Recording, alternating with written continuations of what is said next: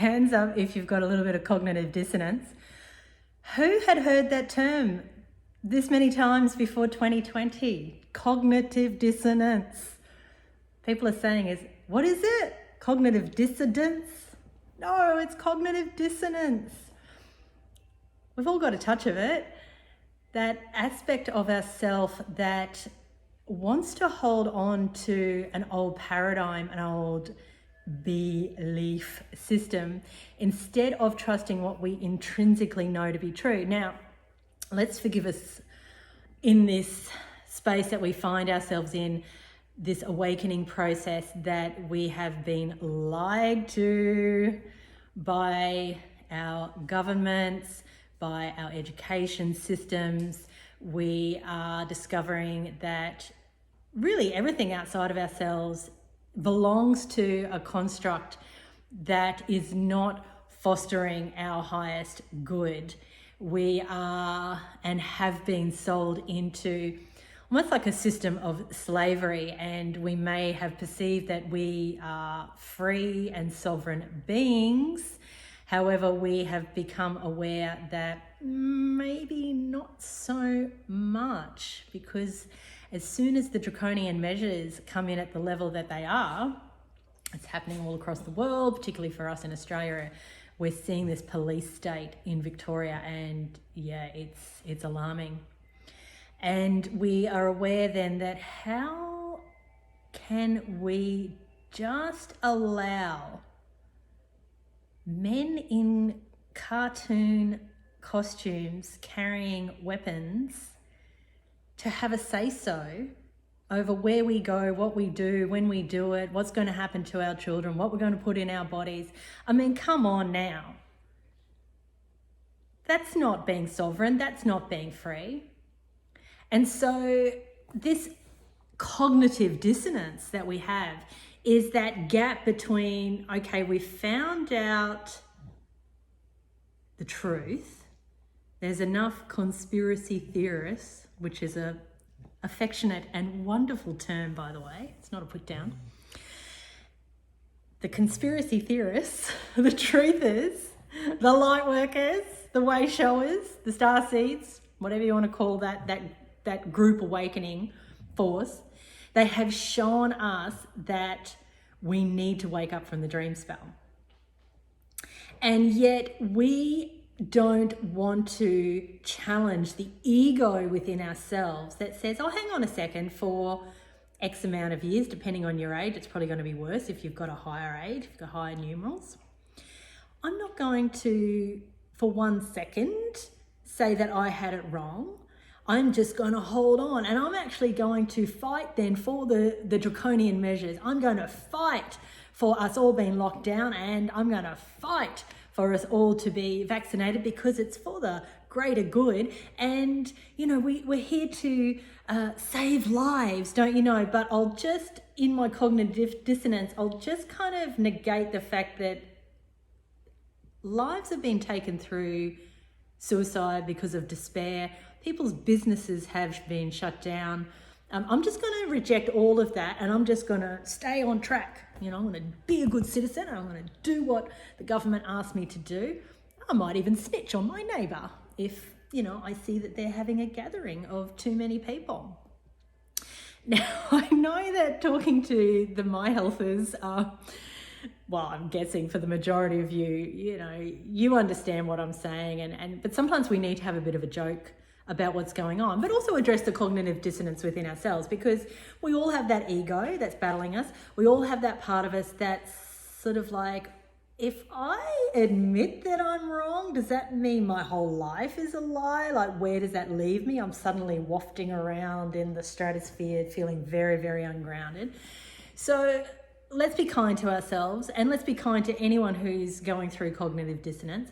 And let's know that we have the ability to actually go in and energetically delete files within ourselves. Okay, same as you delete files, old files in your computer system that are weighing the system down, that are not allowing for the storage to be at its optimum, where you can bring in new data, new information. In energetic terms, that would be new light, new information, new light.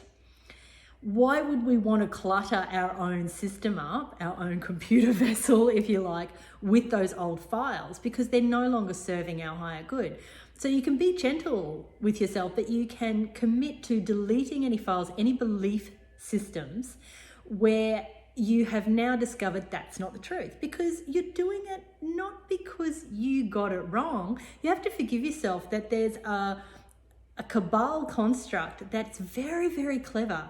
They understand energy, they understand symbolism, they understand metaphysics, they understand all the things that we understand as light workers, but they use it for malevolent purposes. They don't use it for benevolent purposes. So once you cotton onto that fact, you're like, okay, cool. Greg always says that, and I take that off him. It's like, okay, cool. I've switched on to that now. I'm not going to keep fostering this lie. I'm not going to keep feeding into something that's not going to ultimately give me back my sovereignty, give me back my peace, give me back my freedom, give me back my ability to express myself here in this life the way I choose to creatively every moment of my life. I'm not going to feed something that doesn't give me my true creative purpose and passion. So I'm going to delete those files. And when I delete the files, all this new space, I'm going to then take in some new, not even belief systems. I'm going to take in what I know to be true, because when we go so far into the darkness, which we have as a collective consciousness, as a society, as a human race, we kind of had this awakening, and we wake up to the truth always existed within ourselves. Now, we've been harping on about this for as long as this business is alive, 22 years. Always go back to your own truth. Always trust what you know. So again, forgive yourself that you didn't rely on your own intuition, that you did not rely on your own knowing, because there's been some clever operators outside of yourself that have been dangling all sorts of stories and all sorts of carrots, tempting you in different directions to move outside of yourself in the belief at the time that you were being looked after. But now we know better. So we go back within and we trust ourselves. We are cultivating trust within ourselves. We're remembering who we are. And there's one thing that malevolent force is frightened of, is you trusting yourself. Because when you trust yourself, you switch on your light in such a powerful way. There's nothing that can, I was going to say the word fight, but it's not really the right choice of words. There's nothing that can combat, if you like, true sovereign light. Nothing. And that's the one thing that these darker forces are frightened of, because when you shine light, the darkness can no longer prevail. It's like just simple analogy. Walk into a dark room, switch on the light a candle. It's not dark anymore, right? Light is all pervading. Light, love, trusting the light within yourself, trusting that intuitive process up there in your pineal pituitary glands, that optic thalamus, that true light, that true sovereign power that we all hold, this encoding, this technology within ourselves. It is the light of awareness. It is where you speak to the Creator and the Creator speaks to you. And what's the best way to do that? Well, of course, it's meditation. Now, some people don't need to formally meditate because they're very activated already in those higher glands. However, if you know you need to do the work, then just commit every day, twice a day, as often as you like, the more the better, going within, breathing, inhale, exhale, inhale, exhale, inhale, exhale. Follow the breath with your mind, your dharana, your object of concentration. It's breath. And it will lead you then into the Kundalini rising to access these higher chakras, to know and to trust self. And I say self with a capital S, higher self. Yourself, the highest aspects of yourself are residing within you, always waiting for you to reconnect. So cognitive dissonance, That's fine, but we're just about to boot cognitive dissonance out the door because it's not a fun place to be. You feel very hazy. You feel like, what am I meant to believe? And you feel that maybe you got it wrong. And maybe you did. I did. I'm okay with that. I prefer to just admit I got it wrong and then get on with it. And I would have thought that I was a fairly awakened soul. But I tell you what, 2020 has brought the lifting of the veil at a greater level. And I'm the first one to put up my hand and go, yeah, I'm going to have to, review quite a lot of things that I thought were true. And I've realized that they're not. Now, I'm not down on myself.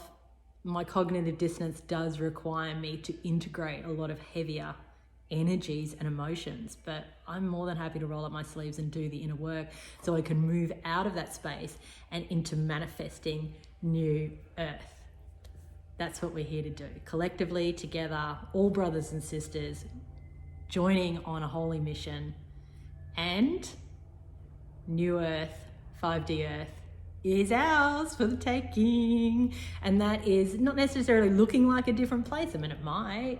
You might have a new job or a new relationship or new home, more abundance, but mostly it's a frequency. 5D Earth is a frequency. It's encoded with unconditional love.